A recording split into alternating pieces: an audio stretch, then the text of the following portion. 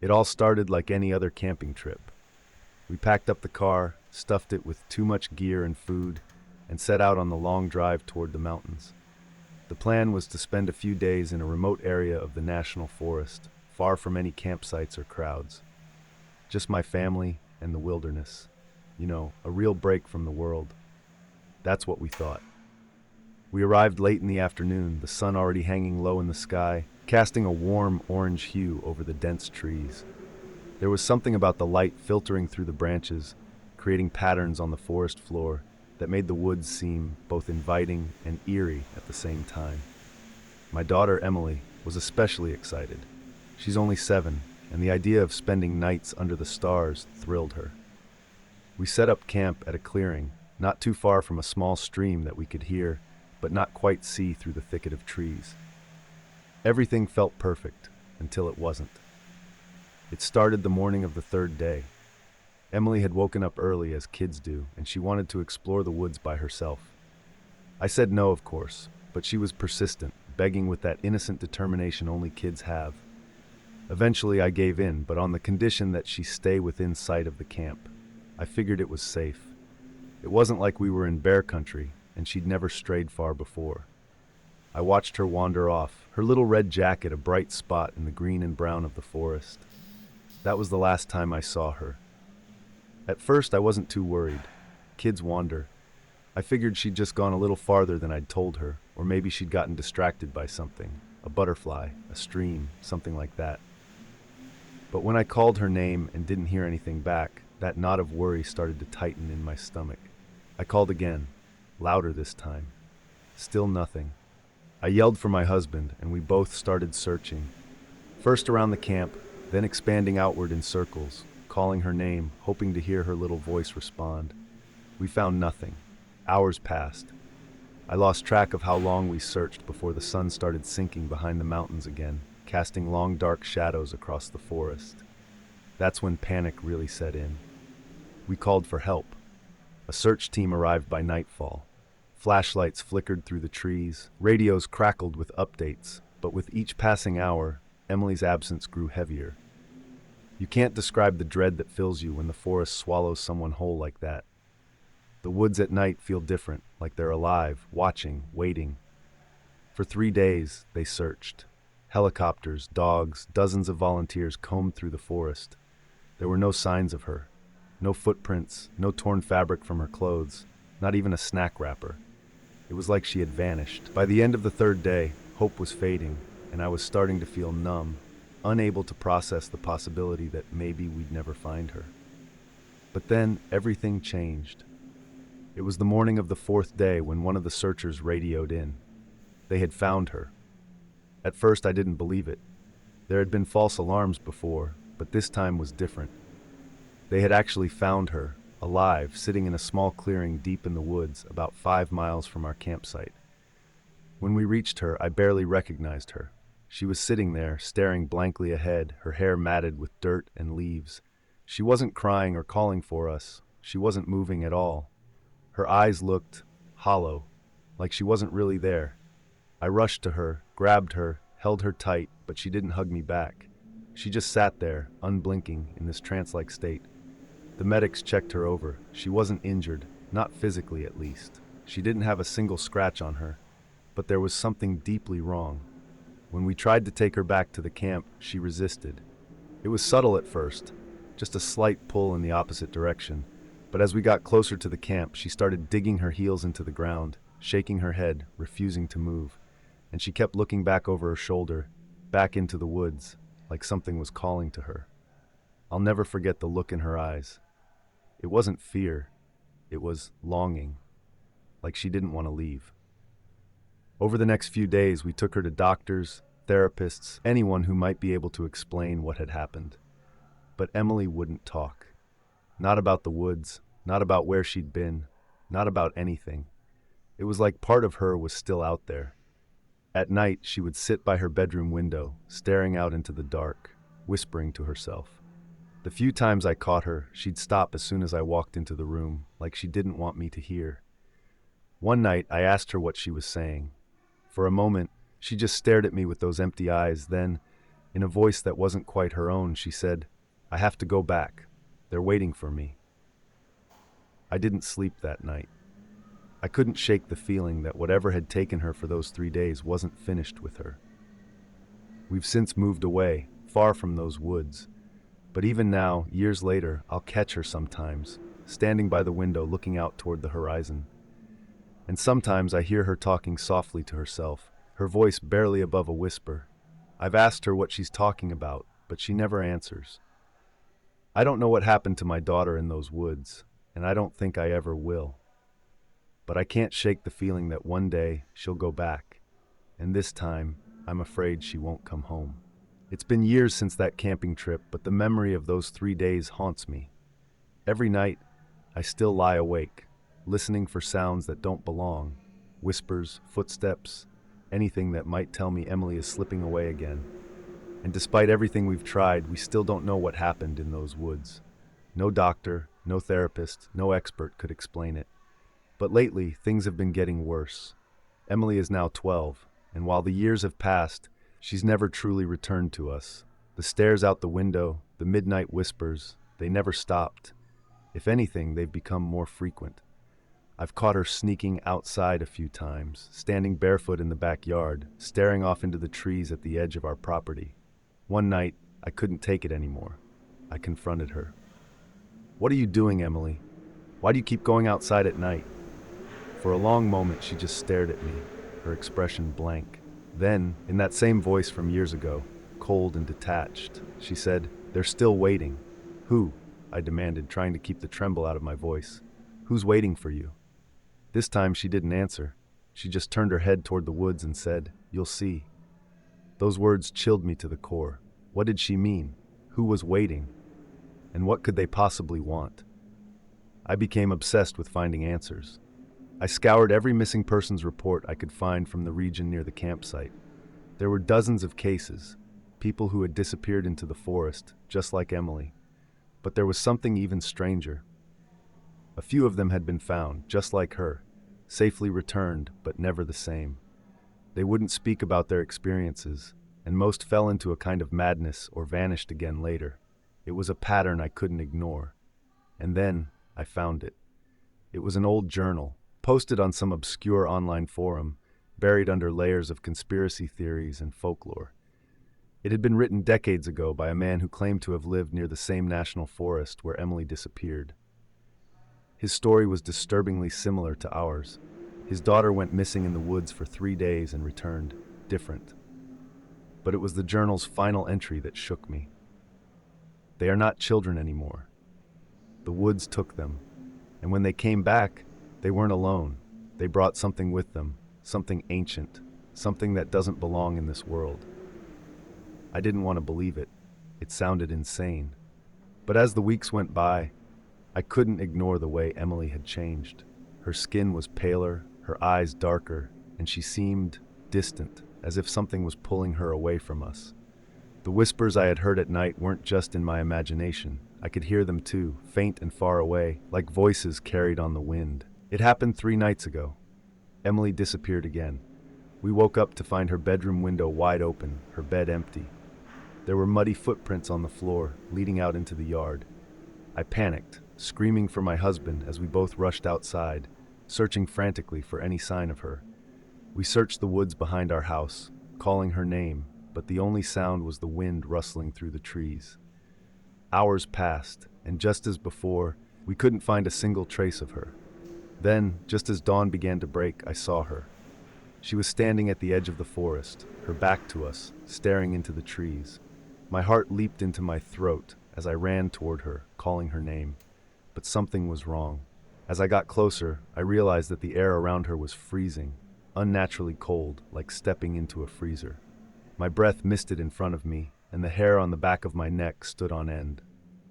It was as if the forest itself was breathing, alive with something ancient and malevolent. "Emily!" I yelled, grabbing her by the shoulders and spinning her around. Her eyes were different now, black, completely black, with no whites, no pupils, just darkness. I stumbled backward, my breath caught in my throat, and then she spoke, but it wasn't her voice anymore. It was deep, raspy, and cold.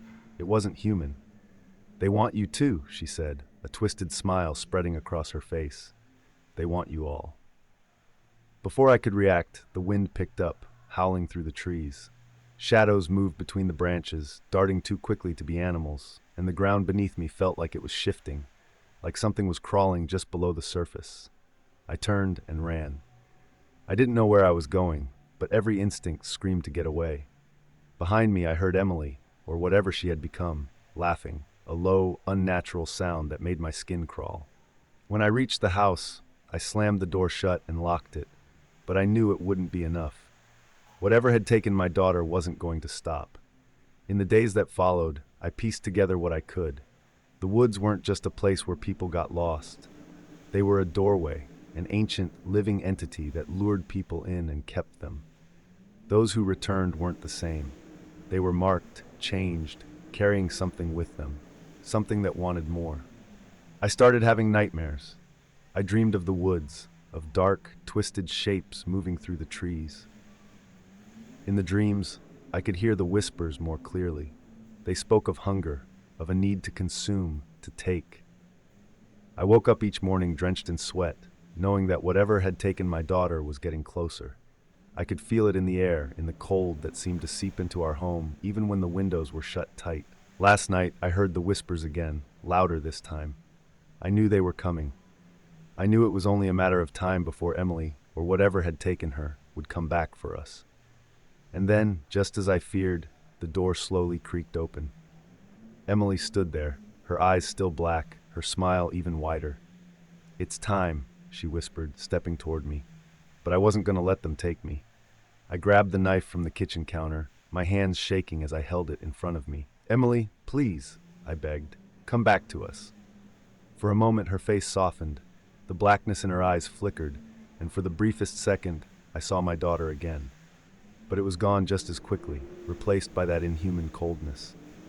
"They won't let me go," she said, her voice echoing with the weight of something far older and more powerful than I could comprehend. "And they won't let you go either." The last thing I remember is the cold wrapping around me, pulling me down into darkness. I don't know if I'll survive this. I don't know if anyone can, but I do know one thing. The woods are alive. They're watching, waiting, and once they have you, they never really let you go.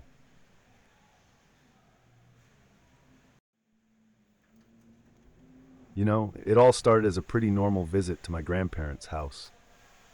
My grandma and grandpa have always lived in this huge old house on the outskirts of town. The place had this timeless charm, you know? Creaky wooden floors, walls covered in family portraits, and the kind of old wallpaper that looked like it hadn't been changed since the 1970s. I always liked it there. Grandma's cooking, the warm smell of baked bread, and the sound of the wind rustling through the tall oak trees outside. But then, there was that room. Ever since I was a kid, I'd known there was one door in the house that was always locked. It was on the second floor, at the very end of the hallway. The door was painted a dull white, with a brass handle that had seen better days, and it just felt different. My grandparents called it the Forbidden Room, almost like it was some sort of joke. They'd laugh it off whenever I asked about it, always saying, "Oh, don't worry about that room, sweetheart. It's just for storage." But they never really explained why it was locked. And they always had this weird, almost tense smile whenever it came up. I guess that's what made me so curious. I'm a grown adult now, and I hadn't visited them in a few years. Work, life, all the usual reasons. But last month, I finally decided to go. I was hoping for a weekend of peace, some good home-cooked food, and maybe catching up on old memories. But from the moment I stepped inside that house, there was something different. It was subtle, like a heaviness in the air. I brushed it off, of course. It was probably just my imagination, or the house getting older, I told myself. It wasn't until the second night that I found myself standing at the end of the upstairs hallway, staring at the door. My grandparents were asleep. Grandma always went to bed early after her stories, and Grandpa, well, he was snoring in his recliner downstairs by 10. I should have gone to bed too, but something just pulled me toward that door. I was standing there just looking at it when I noticed something. A tiny glimmer of metal at the base of the hallway window, right above the floorboard. It was a key. I bent down and picked it up, turning it over in my hand. It was small and old, with a delicate brass loop, and I knew, deep down, that it was the key, the one for the forbidden room.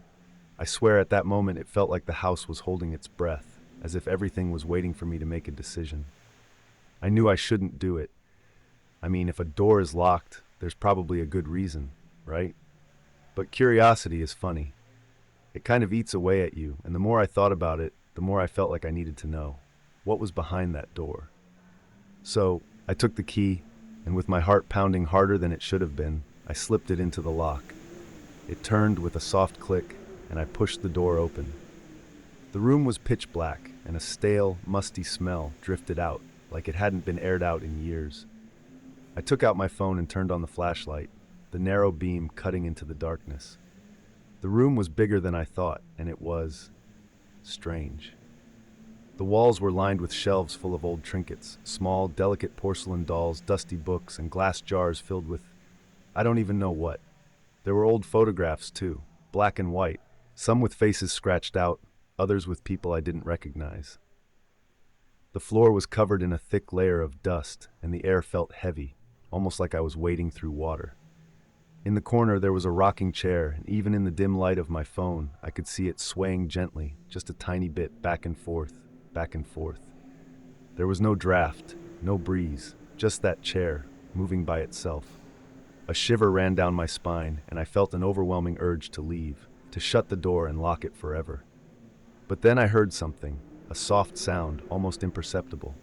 It was like breathing. Not my own, but someone else's, coming from somewhere deeper in the room. I froze, my flashlight shaking as I tried to locate the source. The beam landed on an old wardrobe against the far wall, its doors slightly ajar. The breathing was coming from there, steady, rhythmic. I couldn't move. My legs felt like they were made of lead, and my skin crawled with a chill that had nothing to do with the temperature. For a second, I thought about calling out, asking who was there, but something told me that I didn't want to know the answer. I stepped back, my heart pounding so hard I could feel it in my ears. As I did, the wardrobe door creaked open a little further, and the breathing stopped. Dead silence filled the room, and I swear it felt like time itself had frozen. I took another step back, my phone light flickering, and that's when I heard it. A soft, almost childlike giggle coming from inside the wardrobe.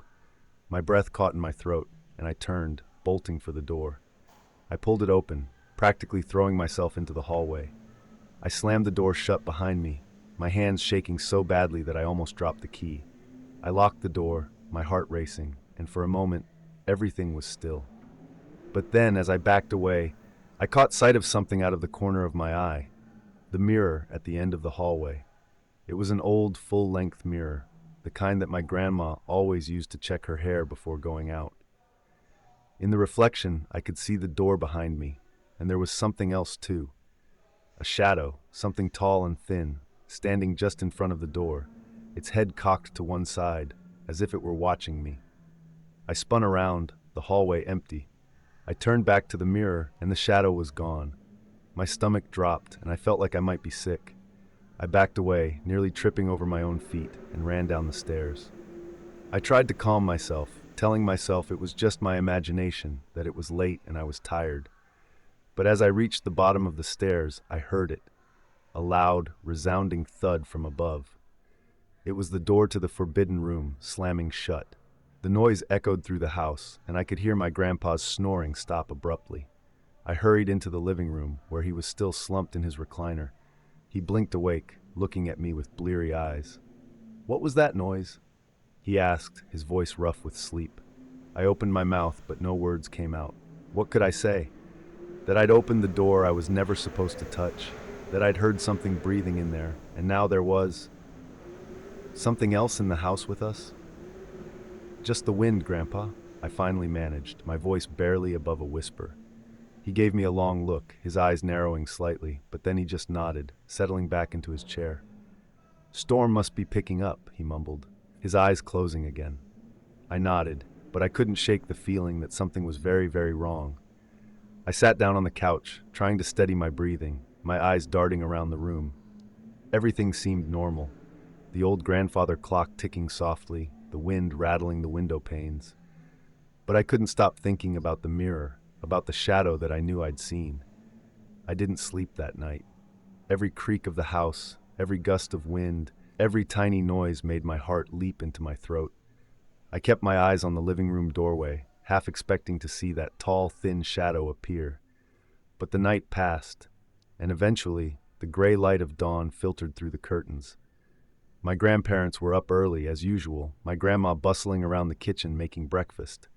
She greeted me cheerfully, but I could see the concern in her eyes when she saw how pale I was. "Didn't sleep well, sweetheart?" she asked, her voice full of warmth. I forced a smile, nodding. "Yeah, just the wind kept me up," I lied. She nodded knowingly, but there was something else in her eyes, a flicker of something, almost like she knew more than she was letting on. "That old house can be noisy at night," she said, her voice almost too casual. "Best to just let it be." I wanted to ask her about the room, about the key I'd found, about what I'd seen.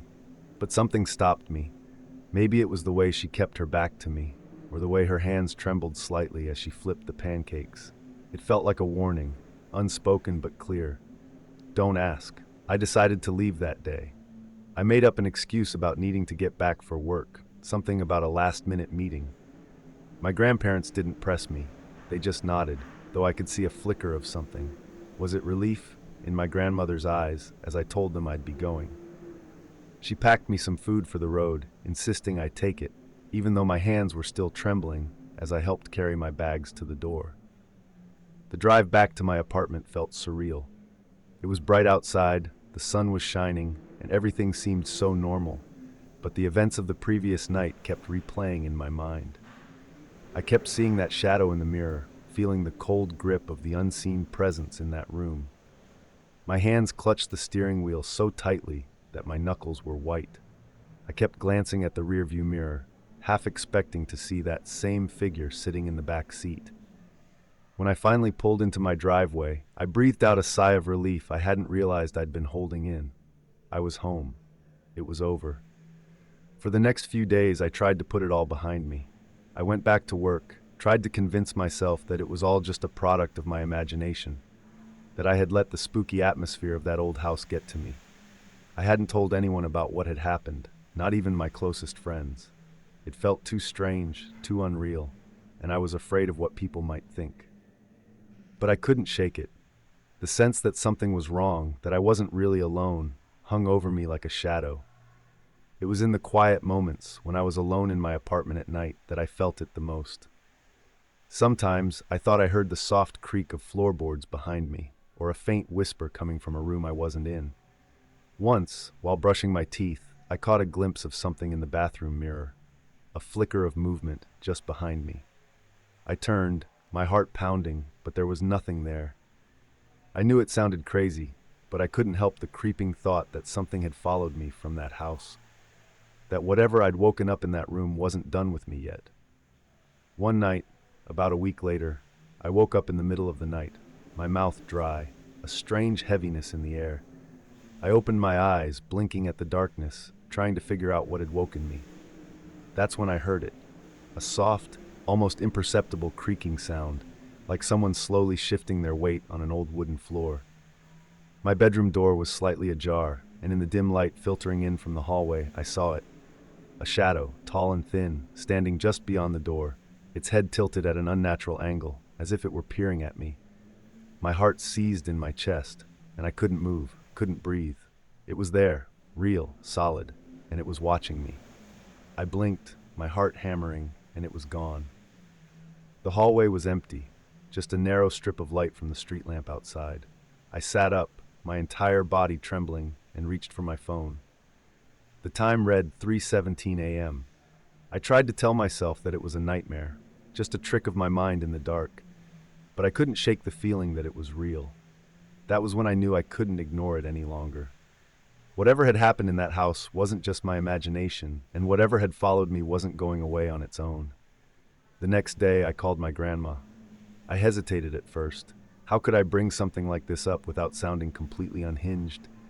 But as soon as I heard her voice, soft and warm, I felt tears prick at my eyes. I couldn't keep pretending that everything was fine. "Grandma, I need to ask you something about the house," I said, my voice shaking slightly. There was a long pause on the other end of the line, and for a moment I thought she might hang up. But then she sighed, a long, weary sound that seemed to carry a weight I hadn't expected. "You opened the room, didn't you?" she said softly. I swallowed hard, my throat dry. "Yes," I whispered. "I found the key. I heard something in there, Grandma. I saw something." Another long silence, and then she spoke, her voice trembling. "We should have told you, sweetheart. That room, it's not just for storage. It's a place where something happened, a long time ago, before we lived there. There were things left behind, memories, shadows. It's why we kept it locked, why we never wanted anyone going in." "What kind of things?" I asked, my voice barely a whisper. My stomach twisted as I thought about the breathing, the shadow, the old rocking chair that moved on its own. She hesitated again, and I could hear the pain in her voice when she finally answered. "A tragedy, years ago. The previous owners, they lost someone in that room, a little girl. They say her spirit never left, that she's still looking for someone to stay with her, to keep her company." I felt my blood run cold. The shadow, the whispers, the giggle I'd heard, it all came rushing back, and I realized what she meant. Whatever was in that room wasn't just a shadow. It was a presence, something that had once been human, but now was only a fragment, a piece of something broken and desperate. I knew what I had to do. I couldn't let it stay with me. I couldn't let it haunt me forever. I needed to go back to confront whatever was in that house and somehow put it to rest. I packed a bag, trying not to think too much about what I was doing, and drove back to my grandparents' house. When I arrived, the house looked just the same, old, worn, but peaceful in the afternoon light. My grandparents were waiting for me, and my grandma took my hands in hers, her eyes full of worry. "Are you sure about this?" she asked, her voice barely a whisper. I nodded. I didn't have a choice. I couldn't live like this, with a shadow following me, with the whispers and the fear always just out of sight. That night, after dinner, I went back upstairs. My grandparents stayed in the living room, their voices hushed as I climbed the stairs. The hallway was dark, but I knew where I was going. I reached the door, the old key in my hand. My fingers shook as I put the key in the lock, turning it slowly. The door swung open, and the room was just as I remembered, dark, musty, the rocking chair in the corner, swaying gently even though there was no breeze.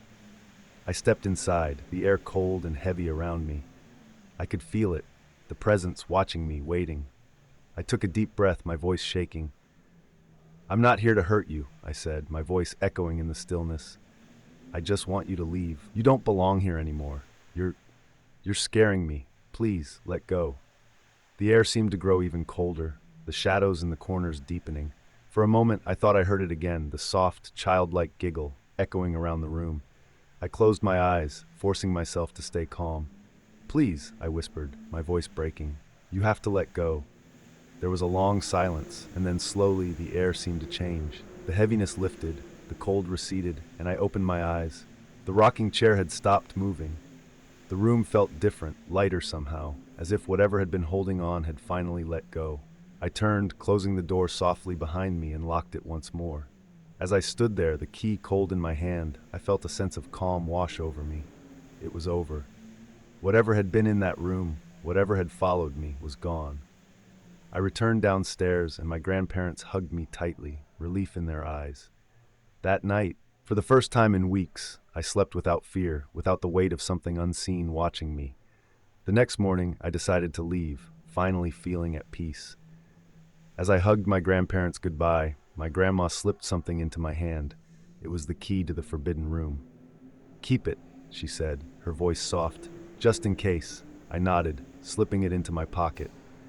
I didn't plan on ever using it again, but it felt right to have it, like a reminder of what I had faced. As I drove away, I glanced in the rearview mirror one last time, and for a moment, just for a fleeting second, I thought I saw her.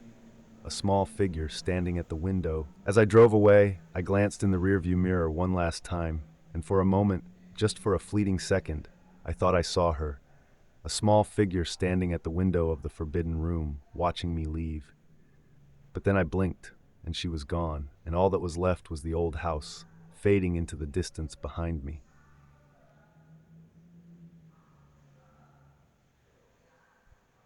I remember it clearly in my mind. I was 8 years old at that time. We had just moved into this new house, a two-story colonial with white shutters and a creaky old front door. To everyone else, it looked like a perfect family home, but to me, it felt like a cage. It started with a simple fear of the dark. My parents thought it was just me being a kid, but it was more than that. The darkness in this house didn't feel ordinary. It felt alive, like something was lurking there, waiting for me. And the worst part? I couldn't tell anyone, least of all my dad. My dad had always been a difficult man. He was strict, always demanding discipline and order. My mom tried to soften his temper, but it only worked sometimes. He wasn't violent, not physically at least, but his words could be sharp like knives. He always believed I needed to toughen up. If I was scared of the dark, that meant I wasn't tough enough. It was my problem to fix. The first few weeks in the new house were hard. My bedroom was on the second floor, facing the backyard, where an old oak tree stood. Its branches would scratch against the window when the wind blew, and it made the strangest creaking noise, almost like a whisper. Every night I would hear it, and every night I would pull the blanket over my head, hoping it would stop. One night, things got worse. The house seemed colder than usual, and there was a strange feeling in the air. My mom was downstairs cleaning up after dinner, and my dad was in his study, the door closed as always. I had gone up to my room early, trying to avoid an argument over why I didn't finish my broccoli. I remember sitting on my bed, staring at the crack under my door. The hallway light was on, and it gave me some comfort. But then, I heard footsteps. Slow, deliberate. My heart started pounding, and I felt a chill run down my spine. The footsteps stopped right outside my door, and then, just silence. I held my breath, waiting for something to happen. And then, suddenly, the hallway light went out.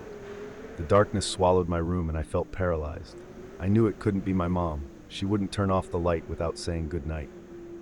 And my dad, well, he never came to my room unless he was angry. My eyes darted around the room, trying to adjust, but I couldn't see a thing. I heard the whispering again, but this time it wasn't the tree. It was closer. It felt like it was right next to me.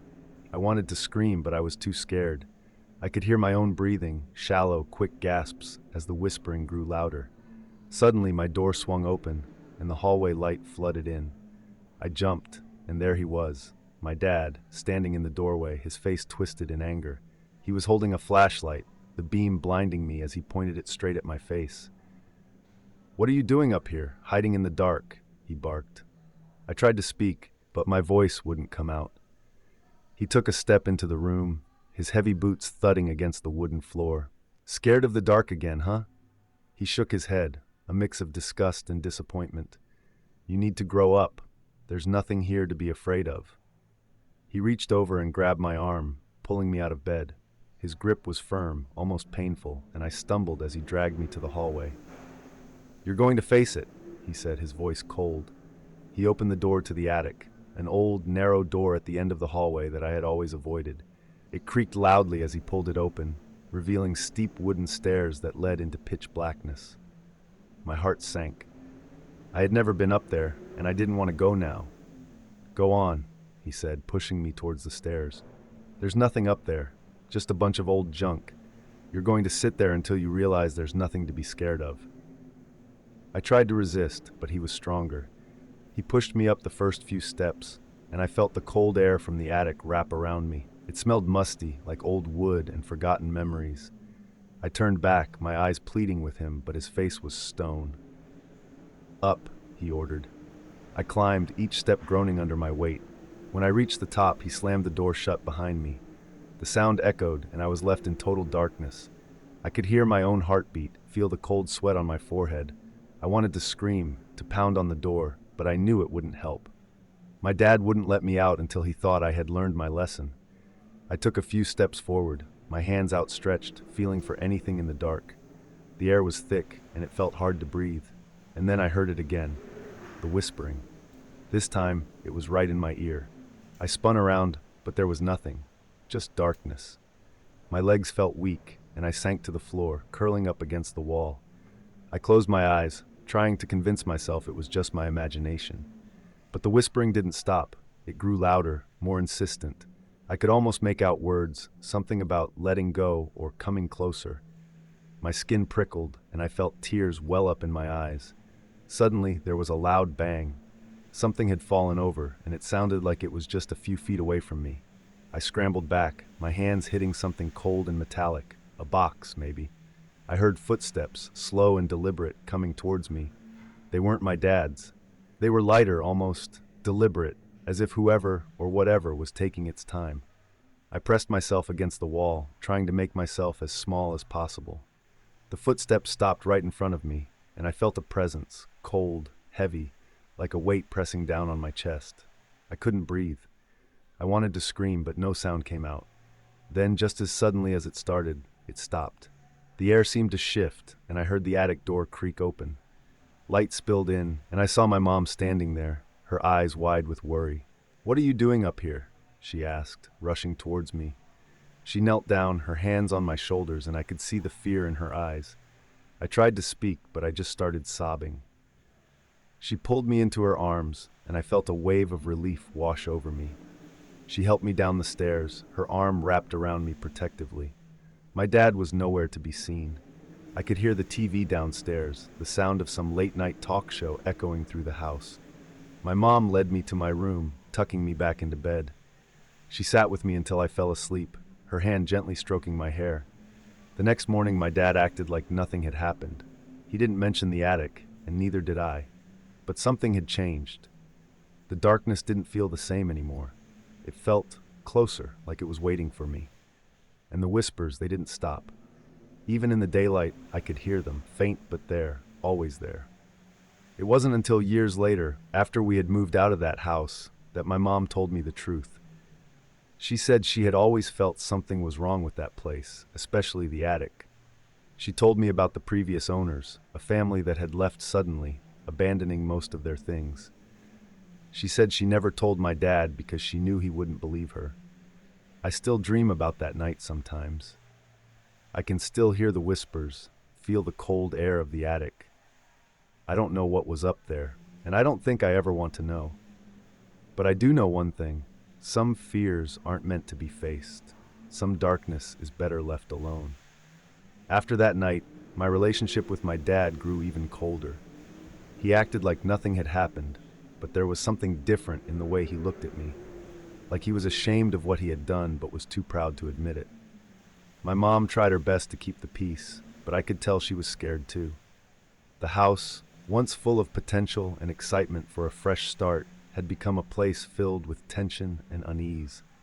I tried to pretend things were normal. I went to school, did my homework, and avoided talking about the attic. But the whispers never really went away. During the day they were faint, almost like a buzzing in the back of my mind, but at night they grew louder. I started to recognize the voice. It wasn't just a random noise. It was a woman's voice, soft and almost comforting, but filled with sadness. She would call my name, her tone pleading, and I felt like she wanted something from me. One night, about a week after the attic incident, I heard the whispers again. But this time, they weren't just in my head. I woke up in the middle of the night, my room dimly lit by the moonlight streaming through the window. The air was cold, and I could see my breath forming small clouds as I exhaled. I could hear the whispers coming from the hallway, calling my name. My body tensed up, and I pulled the blanket tighter around me, hoping it would stop. But it didn't. "Come to me," the voice said, echoing softly through the walls. I knew I shouldn't get up. I knew I should stay in bed and ignore it. But something in that voice made it impossible to resist. It wasn't commanding or demanding. It sounded desperate, as if she needed me. I slipped out of bed, my bare feet touching the cold wooden floor. I opened my bedroom door and stepped into the hallway. The house was silent, except for the whisper that seemed to be coming from the attic door. It was open, just a crack, and I could see the darkness behind it, deep and endless. My heart pounded in my chest, but my feet moved on their own, carrying me towards the door. As I approached, I felt the temperature drop even further. The cold was almost unbearable, and I started shivering. I reached out, my hand trembling, and pushed the door open. It creaked loudly, the sound echoing through the empty house. The attic stairs stretched up into darkness, but there, at the top, I could see something, a faint glow, almost like a candle flickering in the distance. I hesitated, every part of my mind screaming at me to turn around and run back to my room. But the glow seemed to pulse, and the voice whispered again, softer now, almost kind. Please, I need your help. My feet moved, and I found myself climbing the stairs, each step groaning under my weight. The air grew colder the higher I went, and my breath came out in shaky gasps. I reached the top, and there, in the middle of the attic, was a figure. A woman, her form faint, almost transparent. She was wearing an old-fashioned dress, her hair flowing down her back, and she was looking at me with eyes filled with sorrow. I froze, my heart pounding in my ears. She raised a hand, pointing towards the far corner of the attic, where a pile of old boxes sat covered in dust. Her lips moved, but no sound came out, and I understood what she wanted. I stepped closer, my legs trembling, and began moving the boxes aside. Underneath them was a small, wooden chest, its surface covered in cobwebs and dirt. I looked back at the woman, and she nodded, her eyes pleading. I knelt down, my fingers brushing against the chest. It was cold to the touch, and I felt a strange energy pulsing from it. I opened the lid, and inside I found an old, worn-out doll. Its eyes were missing, and its clothes were tattered, but there was something about it that felt important. The woman moved closer, her form flickering like a dying light bulb. She reached out, her hand almost touching mine, and suddenly I felt a wave of sadness wash over me. It was overwhelming, a deep, aching sorrow that seemed to fill every part of my being. I knew, in that moment, that this doll had belonged to her, that it was something she had lost, something that had kept her tied to this place. I picked up the doll, holding it gently, and the woman's form seemed to grow brighter. She smiled, a soft, sad smile, and then, just like that, she was gone. The attic was silent, the air still cold, but the heaviness that had filled the room seemed to lift. I felt a strange sense of peace, as if the house itself had taken a deep breath and finally let it out. I made my way back down the stairs, the doll still in my hands. I didn't know what to do with it, so I took it back to my room and placed it on the windowsill. I crawled back into bed, exhaustion washing over me, and for the first time in weeks, I fell asleep without hearing the whispers. The next morning, my dad was in the kitchen, drinking his coffee, his eyes glued to the newspaper. He barely looked up as I walked in, but my mom smiled at me, her eyes soft and warm. "Did you sleep okay?" she asked, and I nodded. I didn't tell her about the woman or the doll. I didn't tell anyone. It felt like something I needed to keep to myself, like a secret between me and whatever had been haunting that attic. Days turned into weeks, and slowly, the house began to feel normal again. The cold spots disappeared, and the whispers stopped. My dad even seemed less tense, as if whatever darkness had been in the house had finally let go of him too. I still kept the doll on my windowsill, its hollow eyes staring out into the backyard, and sometimes I would catch myself looking at it, wondering about the woman and what had happened to her.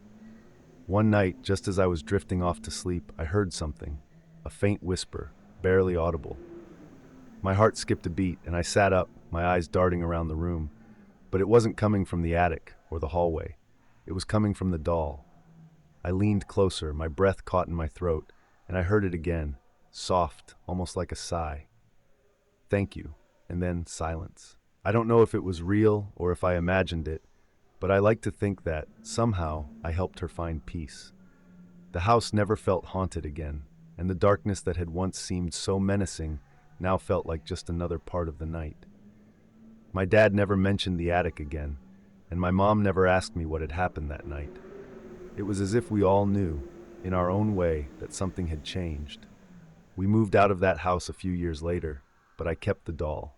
It sits on a shelf in my room now, a reminder of that strange, terrifying time. Sometimes, when I look at it, I feel a chill run down my spine, but it's not fear, it's something else. A connection to a story that was never mine, but that I somehow became a part of. And even now, years later, I can still hear her voice, faint and distant, like a memory that refuses to fade. A reminder that some things, some fears, some darkness, are better faced, not because they're easy, but because they're the only way to find the light.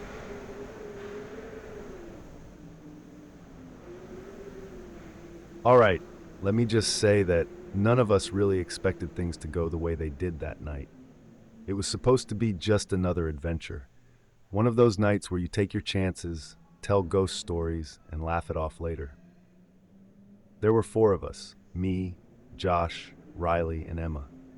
We were all in our 20s, bored, and looking for something a little more exciting than just hanging out at Riley's place.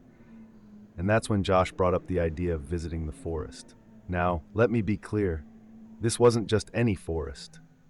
Everyone in town had heard of it. People called it the Whispering Woods, partly because of the way the wind made strange noises through the dense leaves, but also because of the stories. You know, the usual spooky stuff: people disappearing, strange lights at night, whispers when no one else was around. Most of us grew up hearing those tales, but as adults, we brushed them off. Josh thought it was all ridiculous, and he managed to convince the rest of us to tag along. The idea was simple. We'd grab some flashlights, drive out there, and explore for a while, maybe even record a few videos to freak out our followers, just for fun. Looking back, I wish we'd stayed in and watched a movie instead. We drove out that night, taking Josh's truck. It was one of those chilly autumn evenings, and the sky was overcast, hiding the moon and stars. By the time we parked near the trailhead, it was pitch black. There weren't any streetlights around, just a narrow dirt path leading into the woods, barely visible in the dim glow of our flashlights. Josh led the way as usual, a grin plastered on his face. He was always the one with the most confidence, never really believing in anything paranormal. Riley and Emma were right behind him, with me bringing up the rear. I remember feeling uneasy even before we stepped onto the path. There was something about that night, the way the air felt heavier, colder. The silence of the forest was unnatural. No animals, no rustling, nothing but the wind, which seemed to be almost holding its breath. "Come on, Mark, don't be a chicken," Josh called back to me, his voice too loud in the quiet. I forced a smile, not wanting to be the one who backed out. We moved deeper, the trees growing thicker, the path winding ahead of us like a dark, twisting tunnel. The deeper we went, the stranger things got. The wind picked up, rustling the branches above us, but it didn't sound right. It wasn't just the rustle of leaves, it was like whispering, soft and distant, coming from all around. At first, I thought it was just my imagination, but then I caught Riley's glance. She looked at me, her eyes wide, and whispered, "Do you hear that?" Emma, always the practical one, tried to brush it off. "It's just the wind," she said, but her voice was shaky. Josh laughed and started telling us one of his usual ghost stories, something about a lost hiker who was said to haunt the woods. His voice echoed, bouncing off the trees, and for a moment it seemed like there were more voices, as if the forest itself were repeating his words back to us, quieter each time, fading into nothing. We kept going. We had flashlights, but they barely seemed to penetrate the darkness. The trees were tall and close together, their branches knitting above our heads, blocking out what little light the sky might have offered. The path grew narrower, and soon there wasn't really a trail at all, just forest, thick and dark, pressing in on all sides. That's when Emma noticed it. Something moving between the trees, just at the edge of her flashlight's beam. She stopped suddenly, her hand shooting out to grab Riley's arm. "Did you see that?" she whispered, her voice barely audible. We all stopped, turning to where she was pointing. For a moment, there was nothing but darkness, the trees swaying gently. Then, just for a heartbeat, I saw it too. A pale shape slipping between the trunks, there one moment and gone the next. It was almost like a white blur, too fast to really see, but enough to send a chill down my spine. Josh laughed again, though it sounded forced this time. "Probably just an animal," he said, but none of us believed him. There was something about it, something too deliberate, too human in the way it moved. The whispering in the wind seemed louder now, like it was closer, surrounding us. "Maybe we should head back," Riley said, her voice tense. I could see the worry in her eyes. Josh, still trying to play it cool, shrugged. "What? We just got here. There's nothing out here, guys. It's all in your heads." But I could tell even he wasn't as confident as he was pretending to be. We kept moving, but it wasn't fun anymore. The excitement we'd felt at the beginning had turned into something else, something heavy and dark. The whispering grew louder, and the wind picked up, cold and biting. I felt like we were being watched. Every time I turned around, I expected to see someone standing there, just beyond the reach of the light. And then, it happened. One moment, Emma was right beside me, her flashlight cutting through the shadows. The next, she was gone. It was like she just vanished, swallowed by the darkness without a sound. I stopped, my heart leaping into my throat. "Emma?" I called, my voice echoing through the trees. Riley turned, her flashlight sweeping over the spot where Emma had been. "Emma!" she shouted, panic clear in her voice. But there was nothing, just empty forest. Josh, finally looking worried, stepped closer, his eyes scanning the darkness. "Come on, Emma, quit messing around," he called, but we all knew she wasn't messing around. There was no sound, no rustle of leaves, no footsteps, nothing. It was like she'd been erased. Riley's breathing grew faster, her eyes wide with fear. "We need to go. Now," she whispered. We turned back, trying to retrace our steps, but the forest didn't look the same. The path we had taken was gone, replaced by more trees, thick and twisting, their branches reaching down like skeletal hands. The whispering grew louder, echoing all around us. It was like the forest itself was alive, shifting, changing, trying to trap us. Josh led the way, his face pale, his bravado gone. Riley stayed close to me, her hand gripping my arm so tightly it hurt. We called Emma's name over and over, but there was no answer, just the whispering, growing louder, more insistent. I could almost make out words now, though they were in a language I didn't understand. The cold air bit into my skin, and the shadows between the trees seemed to move, shifting and swaying, almost like they were following us. And then Riley screamed. I spun around, my flashlight swinging wildly. She was gone. Just like Emma, she disappeared without a sound, her hand slipping from my arm as if she had never been there at all. "Riley!" I shouted, my voice cracking. The shadows moved, and for a brief moment I saw it. A pale face staring at me from between the trees, its eyes dark, empty.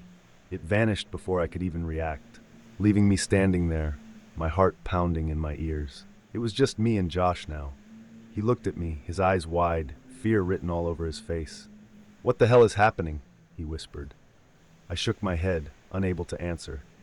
The whispering was deafening now, like 1,000 voices all around us, rising and falling, mocking us.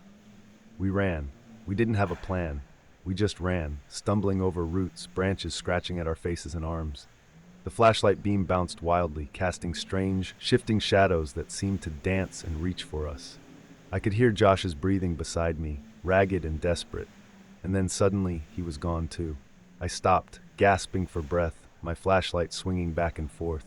"Josh!" I screamed, my voice echoing through the empty forest. There was no answer, just the wind and the whispers. My hands were shaking so badly that I almost dropped the flashlight. I turned in a circle, my breath coming in short, panicked gasps. That's when I saw it. A white figure standing between the trees, barely visible in the darkness. It was tall, its shape indistinct, like it was made of smoke. And I heard it, Josh's voice calling my name, but it wasn't coming from where the figure stood. It was all around me, echoing from every direction at once. "Mark." His voice was soft, almost pleading. "Help me?" I took a step back, heart hammering in my chest as the laughter surrounded me, echoing from the trees and bouncing off the darkness itself. It was the kind of laugh that chills your bones, high, sharp, almost playful, but with something dark beneath it, something that didn't belong in a human throat. I turned in every direction, the flashlight beam flickering wildly, but there was nothing there except that tall, pale figure, still standing perfectly still among the trees. And then, it started to move. Not like someone walking, no. It drifted, gliding between the trunks, barely making a sound, its head tilted slightly, watching me. My blood ran cold, and I could feel every hair on my body stand on end. The laughter got louder, more mocking, filling the air until it seemed to press in on me from every direction. It was as if the forest was alive, as if every tree, every leaf was joining in this cruel, nightmarish chorus. Josh's voice still called my name, blending with the laughter. "Mark, Mark," but I knew it wasn't really him. It couldn't be. The sound was twisted, hollow, the voice of something that wanted to lure me deeper into the forest's dark heart. I wanted to run, but my legs felt like they were weighed down with lead. My body refused to move, as if every muscle was frozen by fear. The figure was getting closer, its face barely visible, a pale blur without features, almost shimmering like it was made of mist. The laughter rose, louder and louder, until it felt like it was coming from inside my own head. "No," I screamed, forcing myself to move. I turned and ran, pushing my way through the thick underbrush, branches tearing at my clothes, my skin. The flashlight flickered again, then went out completely, plunging me into darkness. I could barely see, the shadows of the forest closing in on me, and that laughter. It followed me, taunting me, never fading. I stumbled, tripping over a root, falling hard onto the cold, damp ground. I scrambled to get up, my hands clawing at the dirt, but then I heard it. Something moving behind me, closer and closer. A soft rustle, almost like footsteps, but too smooth, too deliberate. Mark. The voice was right beside me now, a whisper against my ear, cold breath brushing my neck. I spun around, swinging my dead flashlight, but there was nothing. Just the dark, endless forest, the trees swaying, the wind carrying that relentless, maddening laughter. In a blind panic, I kept running, my breath ragged, my lungs burning. I didn't know where I was going. I just knew I had to get away from that laughter, from the whispers that seemed to follow me, echoing my friends' voices like a twisted game. The forest felt endless, like it was folding in on itself, each tree the same, the path gone, the way out hidden. Then suddenly, I burst into a clearing. The ground beneath me opened up, the trees pulling away, and I stumbled to a stop, my chest heaving. It was a small, almost perfectly round space, the grass flat, as if something had been there before. In the center stood an old stone, covered in moss and lichen, half buried in the ground. It felt ancient, out of place, and as I looked at it, a shiver ran down my spine. The air here was colder, almost biting, and I felt that same heaviness pressing down on me. The laughter had stopped. It was as if the forest itself had fallen silent, holding its breath, watching. I took a step forward, and my eyes were drawn to the stone, the strange symbols carved into it. They were faded, worn with age, but there was something about them, something that pulled at my mind, something that made me feel dizzy, almost nauseous. I heard a rustle behind me, and I spun around, expecting to see that figure again, but there was nothing.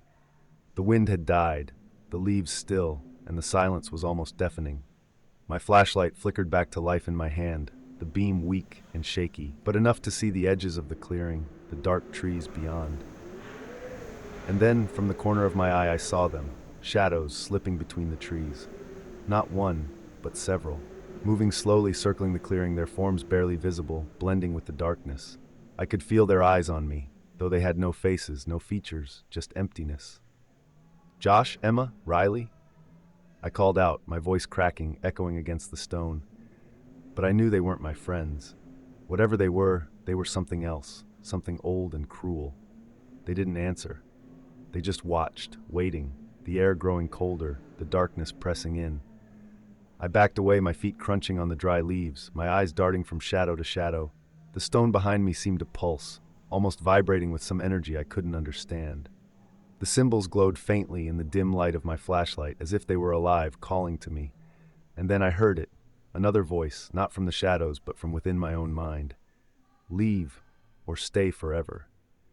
The words were soft, almost gentle, but filled with an underlying threat, an echo that seemed to reverberate inside my head. I felt a pressure, a pull, and I realized then that this place, this stone, it was a trap, a lure for the curious, for those who dared to enter the forest without understanding the danger. The shadows were closer now, almost at the edge of the clearing, silent, patient. I knew if I stayed, I'd end up like them, a part of this forest, a whisper in the dark, trapped forever. My heart pounded, and I forced myself to look away from the stone, from the glow of the symbols. I turned, the shadows parting just enough to let me pass, and I ran. I ran like I'd never run before, the cold air burning my throat, the trees blurring around me. I didn't look back, didn't listen for the voices or the whispers or the laughter. I just kept running, my feet pounding the earth, the forest seeming to shift and move around me, trying to keep me in, trying to pull me back. I don't know how long I ran. Time seemed to stretch and warp, every second feeling like an eternity, the shadows always just behind me, just out of sight. And then suddenly I saw it, a light, faint and distant, but real, the edge of the forest. I pushed myself harder, my legs aching, my lungs screaming for air. The trees thinned, the path widening, and then I was out, stumbling onto the dirt road, the headlights of Josh's truck still dimly illuminating the trailhead. I collapsed, gasping for breath, my body trembling, my heart pounding so hard I thought it might burst. The forest behind me was dark, silent, the clearing gone, the shadows hidden once more among the trees. I lay there, staring up at the sky, the stars barely visible through the clouds, and slowly the world seemed to right itself. The whispers faded, the cold receded, and all that was left was the wind, rustling gently through the leaves. When I finally got up, my hands still shaking, I made my way to the truck. My legs felt weak, and I half collapsed into the driver's seat. The keys were still in the ignition, and I turned them, the engine rumbling to life, a comforting, familiar sound. I looked back toward the forest one last time, and that's when I saw it. Just for a moment, a pale figure standing at the edge of the trees, its head tilted, watching me. It didn't move, didn't try to come closer, and as I blinked, it seemed to fade, blending with the mist, until there was nothing there but darkness. I drove away, the headlights cutting through the night, the road winding away from the forest, away from whatever was hiding among those trees.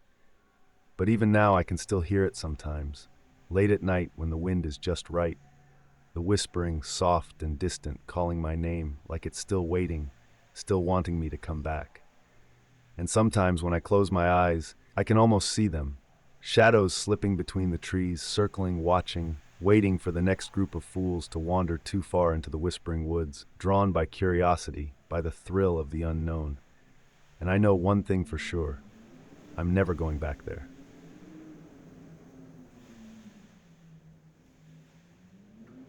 The first thing I should say is that it wasn't supposed to be dangerous. At least that's what we all thought going in. I mean, we were scientists, not adventurers. We weren't thrill seekers looking for danger. We were simply curious. The kind of curiosity that gets you out of bed in the morning, that keeps you up late at night reading papers or running calculations. And this time, our curiosity brought us to the edge of nowhere, in a place so remote that it didn't even have a name on most maps, just coordinates. There were 6 of us, each one handpicked for this mission.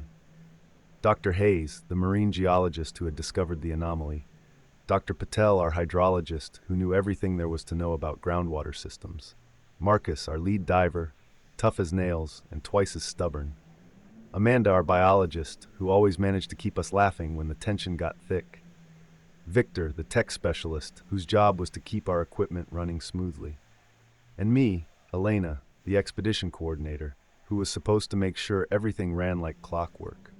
It was Dr. Hayes who had first found the place, an underwater cave, hidden deep in a forested area, accessible only by navigating miles of winding creeks. From satellite imagery, it looked like a simple sinkhole, but the data he gathered showed something else, something deep, with unusually strong currents, and an unexplained energy signature.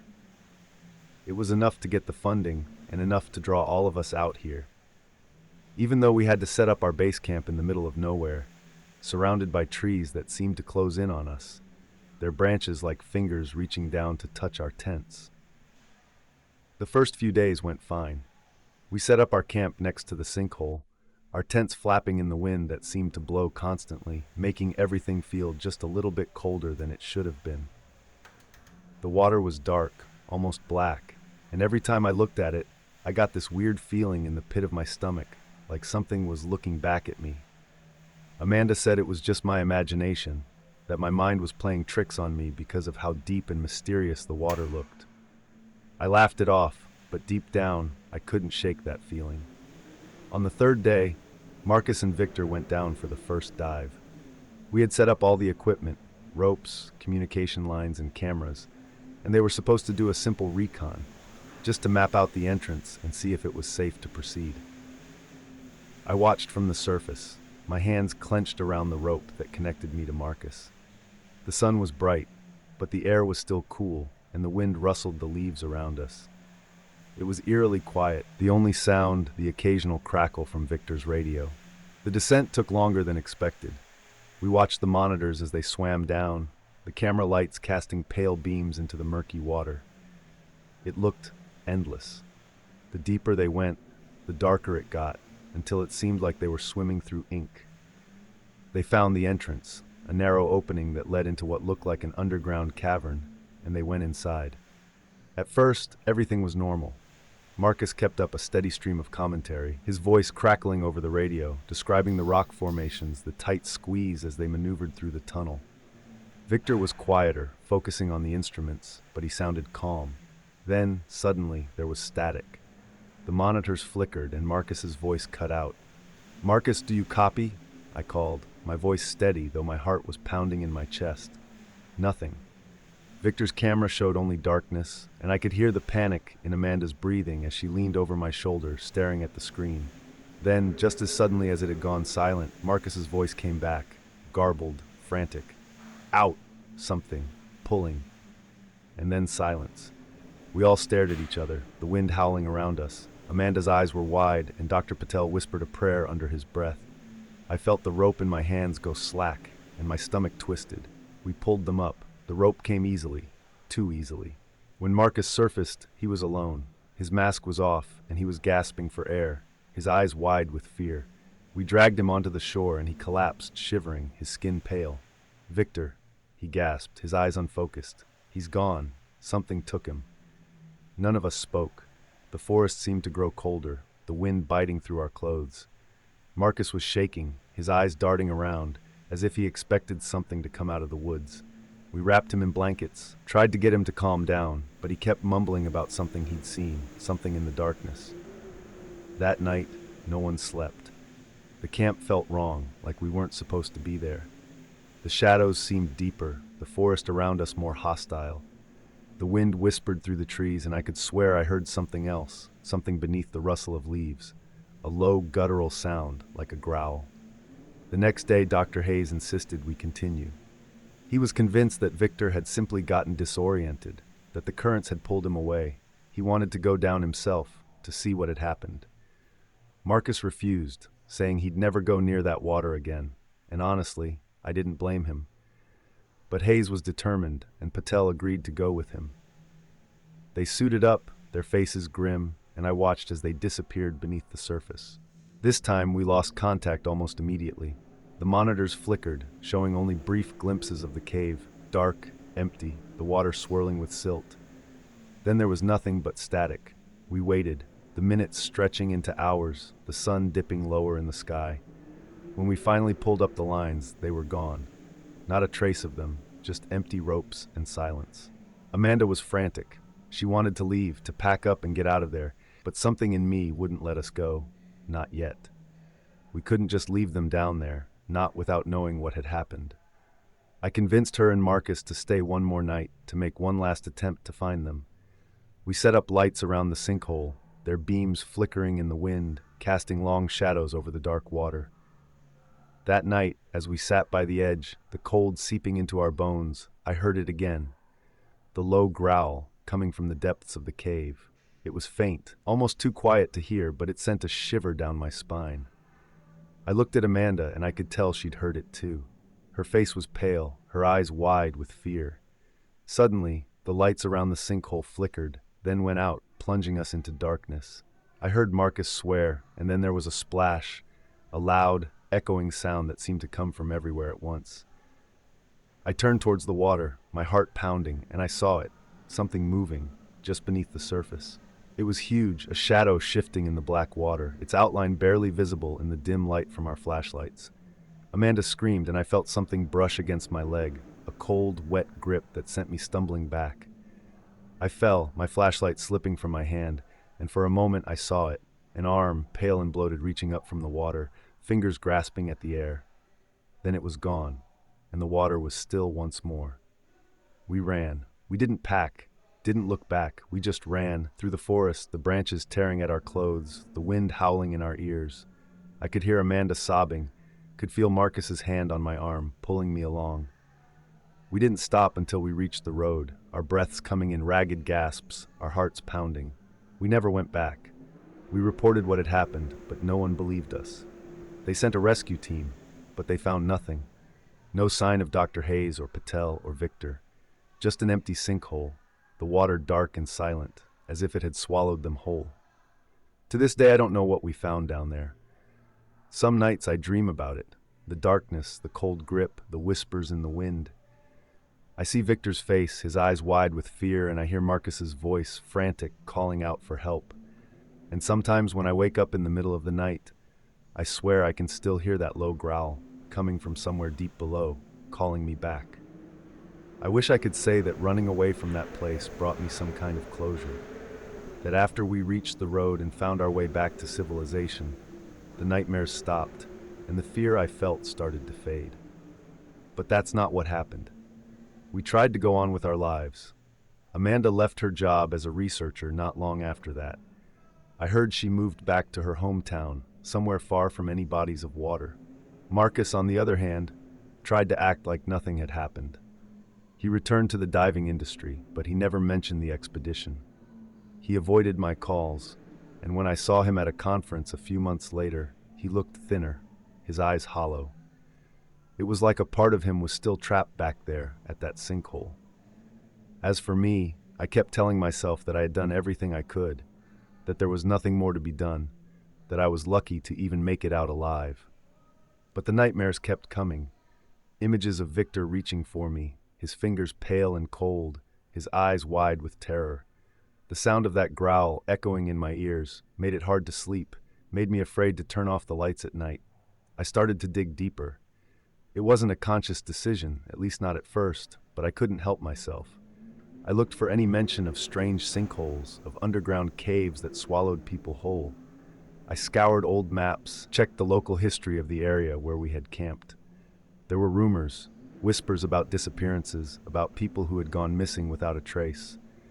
Hunters, hikers, even locals who had lived in the area for years. Most people brushed it off, said it was just accidents, people getting lost in the woods. But I knew better. I found an old journal, written by a man named Daniel O'Hara, dated back to the 1930s. He had been part of a geological survey, one of the first teams to explore the area. His notes were scattered, the writing shaky, as if he had been in a rush. But there was one entry that stood out, one that made my blood run cold. June 14th, 1933. Something in the water. Took Henry. We heard him screaming, but when we got there, nothing. Just ripples. Something is in there. It watches. It waits. I could feel my hands trembling as I read those words, the paper thin and fragile beneath my fingers. It was a confirmation of what I already knew, what I had felt deep down since that night. We hadn't been alone out there. Something had been watching us, waiting for us to make a mistake. I tried to share what I'd found with Marcus, but he didn't want to hear it. He told me to let it go, to stop digging, that it would only make things worse. I knew he was scared, maybe more scared than I was, but I couldn't let it go. I needed to understand what had happened, why they had vanished, why we had survived. One night, months after the expedition, I woke up drenched in sweat, the growl still echoing in my ears. I couldn't shake the feeling that something was calling me back, pulling me towards that place. It wasn't rational, but I knew I had to go back.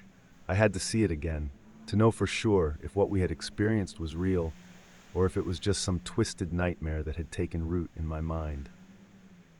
I made the drive alone, leaving in the dead of night, the road stretching endlessly before me. The forest seemed darker than I remembered, the trees pressing in on either side of the narrow dirt road, their branches forming twisted shapes in the moonlight. The wind howled, and I felt the same cold chill that had settled in my bones during our first night at camp. When I reached the sinkhole, it was just as I remembered, dark, still, the water reflecting the pale light of the moon. I set up a flashlight on the shore, its beam cutting through the darkness, and I stood there, staring at the surface, waiting. For what, I wasn't sure. Maybe for some kind of sign, or maybe just for the courage to let go of everything that had haunted me for so long. Hours passed, the night growing colder, and I began to wonder if I'd made a mistake coming here. The wind picked up, rustling the leaves, and I could hear the sound of the water lapping against the rocks. And then I heard it, a faint, almost imperceptible sound coming from deep below the surface. A growl. My breath caught in my throat, my heart pounding. I stepped closer to the edge, the beam of the flashlight flickering. The growl grew louder, a deep, resonant sound that seemed to vibrate through the ground, through my bones. And then, just for a moment, I saw something. Movement. A shadow shifting beneath the water, something huge and dark. Panic surged through me and I stumbled back, my foot slipping on the wet rocks. I fell, my flashlight tumbling from my hand, the light spinning wildly before it went out. Darkness enveloped me, the only sound the growl now louder, almost deafening. I scrambled to my feet, my hands shaking, and I ran. I ran through the woods, the branches tearing at my clothes, my heart pounding in my ears. I didn't stop until I reached my car, my fingers fumbling with the keys, the growl still echoing in my mind. I drove away, the road a blur beneath my headlights, the forest a dark, twisted maze that seemed to close in around me. I don't know what I saw that night. I don't know if it was real or if it was just my mind playing tricks on me, feeding on my fears. But I do know one thing. Whatever is down there, it isn't done. It waits, watching, waiting for the next group of curious souls to wander too close. I never went back. I left the research, moved to a new city, tried to put it all behind me. But the nightmares still come, the growl still echoes in the back of my mind, and sometimes when I'm alone at night, I feel it, that cold, wet grip, pulling me back towards the darkness. And I know, deep down, that whatever we found in that sinkhole wasn't just some geological anomaly. It was something old, something hungry, and it's still out there, waiting. After that night, I told myself that I would never speak of it again. I thought that maybe if I buried it deep enough, it would fade, like a bad memory that loses its edge over time. I wanted to believe that it was over, that I could move on. But life has a way of reminding you of the things you try to forget. About 6 months after that last visit, I got a call. It was Amanda. Her voice was shaky, like she hadn't slept in days, and she kept pausing, like she was trying to find the right words but couldn't. My stomach tightened immediately. Hearing her voice brought everything back, the fear, the uncertainty. She told me that Marcus was missing. I didn't know what to say. She explained that he had gone on a diving trip with a new team, somewhere far from the sinkhole, miles away. They'd been exploring a series of underwater caverns when something happened. The other divers reported losing sight of him for just a few seconds, and when they looked back, he was gone. No bubbles, no sign of struggle, just gone. I felt my chest tighten, and a cold sweat broke out on my forehead. I could hear the fear in Amanda's voice, the way it wavered as she tried to explain, and I realized she wasn't just telling me this because Marcus was missing. She was telling me because she thought it was all connected, and deep down I thought so too. The weeks that followed were a blur. I kept thinking about Marcus, imagining him trapped somewhere in the dark, alone, the cold water pressing in on him. I thought about that night at the sinkhole, about the shadow I had seen, about the growl that still haunted my dreams. It was like a weight pressing down on my chest, making it hard to breathe. And then one night I received a package. It had no return address, just my name scrawled across the front in hurried handwriting. I opened it, my hands trembling, and found a small, waterproof case inside. It was Marcus's, his personal camera, the one he always took on his dives. My heart pounded as I plugged it in, the screen flickering to life. The footage was shaky, the light from his helmet-mounted torch cutting through the murky water, revealing the narrow walls of an underwater cave. The sounds of his breathing echoed through the speakers, steady at first, but growing quicker, more panicked. He turned the camera, and I saw the other divers, just shadows in the distance. Then he panned back, and that's when I saw it. A shape, barely visible, moving through the darkness, just beyond the beam of light. It was massive, almost blending into the blackness of the cave. For a moment, it seemed to ripple, like the water itself was alive. And then, in a flash, it moved, faster than anything I'd ever seen underwater. The camera jerked, and there was static, followed by a deep, resonant growl that seemed to vibrate through my entire body. And then, nothing. Just darkness, the footage cutting off abruptly, leaving me staring at the blank screen, my heart pounding. I couldn't breathe, couldn't think. I sat there for what felt like hours, replaying the footage in my mind, that shadowy shape, the growl that seemed to echo from the depths of some ancient, forgotten place. I knew then that whatever it wasn't just in that sinkhole. It wasn't bound to that one place. It was something more, something that could move, that could follow. I felt a chill run through me, the kind that settles deep in your bones and doesn't go away. I thought about Marcus, about Victor, Dr. Hayes, Dr. Patel, how they had all vanished without a trace, taken by something we couldn't understand. I wanted to tell Amanda, to warn her, but when I called, her number was disconnected. I tried to find her, but it was like she had disappeared too, left everything behind, vanished without a word. It made sense. After everything we had been through, maybe she had decided the only way to escape was to disappear completely. Part of me envied her for that, for being able to walk away. But I couldn't. I was still caught in its web, still haunted by the things we had seen. Every night, I would wake up drenched in sweat, the echoes of that growl reverberating in my ears. I couldn't shake the feeling that it was getting closer, that it was only a matter of time before it found me too.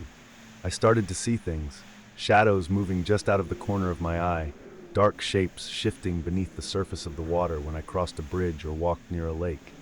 It was always there, always watching, waiting. The fear was constant, gnawing at the edges of my mind, making it impossible to focus on anything else. I tried to tell myself it was just my imagination, that it was all in my head. But deep down, I knew the truth. One night, I woke up to the sound of water. At first, I thought it was just the rain, but then I heard it, the slow, deliberate sound of something dripping, echoing through the silence of my apartment. I got up, my heart pounding, and followed the sound to the bathroom. The sink was empty, the faucet dry, but the sound continued, coming from somewhere deeper, somewhere below. I knew then that it had found me. The next morning, I packed a bag. I didn't know where I was going, but I knew I couldn't stay. I left the city, driving until the roads turned to dirt, until I was surrounded by nothing but trees and sky. I found a small cabin, miles from anywhere, and I've been here ever since, trying to stay hidden, trying to stay out of reach. But even here, it finds me. The wind carries the sound of the water, the low growl that seems to rise from the depths of the earth itself. At night, I hear it outside, the rustle of leaves, the creak of the old wooden boards. I know it's only a matter of time before it comes for me, before it pulls me back into the darkness, back to where it all began. I don't know if anyone will ever hear this, if anyone will find these notes after I'm gone. But if you do, if you're reading this, please, stay away from the water. Don't go looking for what's down there. Don't let your curiosity get the better of you. Because once you've seen it, once you've heard it, it never lets you go. It waits, patient and hungry, no matter how far you run. And when it finds you, there will be no escape, only the darkness and the cold, and the endless, echoing growl that calls you back again and again until there's nothing left.